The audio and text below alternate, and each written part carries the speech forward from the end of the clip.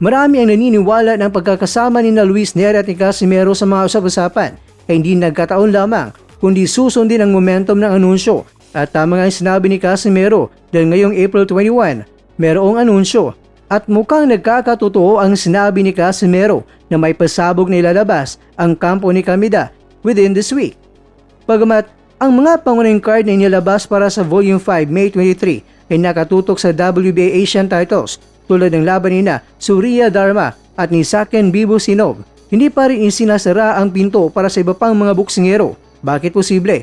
Si Koki Kamida ay kilala sa paggawa ng malaking sorpresa sa huling sandali at ayon sa Yahoo News Japan, ang mga postpone na laban sa Kyrgyzstan ay nabigyan na ng mga rescheduled dates. Ang iba ay sa Japan at ngayon naman na announcement ay balik sa Kyrgyzstan ngayong Mayo. Kaya naman, ang natitira na lang na laban ay kay Casimero at kay Neri na lang.